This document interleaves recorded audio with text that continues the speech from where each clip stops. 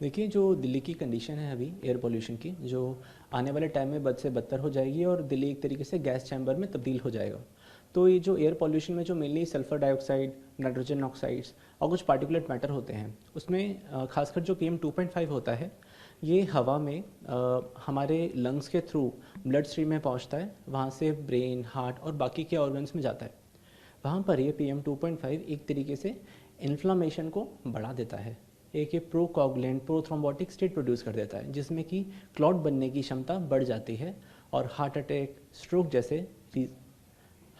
और स्ट्रोक जैसे कंडीशंस हो सकती हैं। ये जो PM2.5 है, इसके जो असर हैं वो तुरंत भी देखे जा सकते हैं और लॉन्ग एक्सपोजर की वजह से कुछ आने वाले समय में और भी प्रॉब्लम्स हो सकती हैं। ये जो स्ट्रोक है एक मल्टी फैक्टोरियल कंडीशन है। जो पेशेंट जिनका बीपी अनकंट्रोल्ड है, जो स्मोकर्स हैं या लाइफस्टाइल डिसीज़ हैं, डायबिटीज़ है, उन्हें स्ट्रोक होने के चांसेस होते हैं। पर ऐसे में अगर एयर पॉल्यूशन एक एडेड फैक्टर की तरह काम करेगा तो उन पेशेंट्स में स्ट्रोक होने के जो चांसेस हैं वो और भी ज़्यादा बढ़ जाएंगे। तो ये तो हुआ तुरंत असर एयर पॉल्यूशन का। इसलिए हम ये देखते हैं कि जो नवंबर से जनवरी का जो समय है, जब विंटर्स आते हैं और ये जो एयर पॉल्यूशन है वो बहुत ज़्यादा बढ़ जाता है, तब स्ट्रोक के इंसिडेंट्स में अचानक से एक राइज देखने को मिलता है। इसके अलावा लॉन्ग एक्सपोजर की वजह से वो पेशेंट्स जिन्हें कि जो ना कि स्मोकिंग करते हैं, जिन्हें बीपी की प्रॉब्लम भी नहीं है और कोई और ऐसा फैक्टर नहीं है, कोई जेनेटिक कारण भी नहीं है, लॉन्ग एक्सपोजर की वजह से, एयर पॉल्यूशन की वजह से उन पेशेंट्स में स्ट्रोक भी आने वाले वक्त में देखने को मिल सकता है। अब हम बात करते हैं लाइटिंग की। जैसा आपने बताया, तो जो लाइट है वो बहुत तरीके की होती है। कुछ स्पेसिफिकली फ्लैश लाइट्स होती हैं। तो ये जो फ्लैश लाइट्स होती हैं वो एपिलेप्टोजेनिक होती हैं, यानी कि सीजर प्रोवोक कर सकती हैं। तो जो एपिलेप्सी पेशेंट्स होते हैं, खासकर कि वो पेशेंट जिन्हें की फोटो सेंसिटिव एपिलेप्सी है, उन्हें ऐसा बताया जाता है कि इस तरह की लाइट्स को अवॉइड करना है। इसके अलावा जब बहुत ज़्यादा एग्रेसिव तरीके से लाइट यूज़ की जाती है हमारे इंडोर इन्वायरमेंट में, तो क्या होता है उससे कि स्ट्रेस लेवल बढ़ जाता है, ब्लड प्रेशर भी बढ़ सकता है। और जब पूरे दिन भर में 24 में से अगर मान लीजिए आप 16-18 घंटे इस तरह की लाइट में रहते हैं, तो लॉन्ग एक्सपोजर की वजह से आने वाले वक्त में आपको ब्लड प्रेशर, हार्ट रिलेटेड समस्याएं हो सकती हैं और आगे चलकर स्ट्रोक के चांसेस भी बढ़ सकते हैं।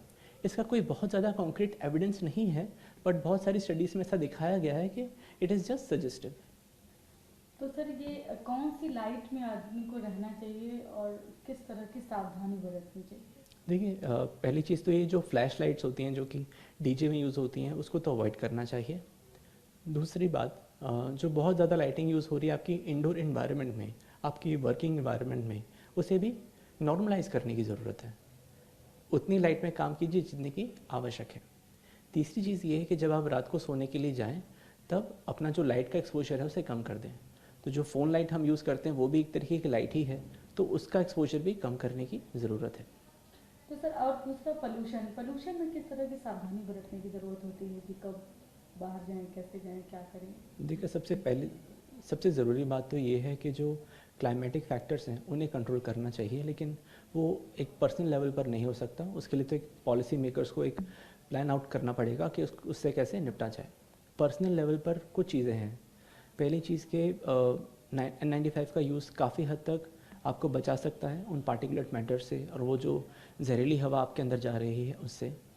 दूसरा, जो एयर प्योरीफायर्स हैं उनका थोड़ा सा कंट्रोवर्शियल रोल है। हालांकि जो एयर प्योरीफायर जो कि हैपा फिल्टर्स का यूज़ करते हैं, देखा गया है कि उनमें PM25 और बाकी की जो हैज़ार्डस सब्सटेंसेस हैं एयर में, वो काफ़ी हद तक रिड्यूस कर देते हैं। तो हेपा फिल्टर से युक्त एयर प्योरीफायर्स अगर आप ले सकते हैं तो बहुत अच्छा है। बाकी सुबह के वक्त जब इनकी तादाद बहुत ज़्यादा होती है हवा में, तब आप मॉर्निंग वॉक और इवनिंग वॉक एटलीस्ट अवॉइड कीजिए। जब सनलाइट रहती है उस वक्त पर बाहर निकलिए, बाकी वक्त घर के अंदर रहिए।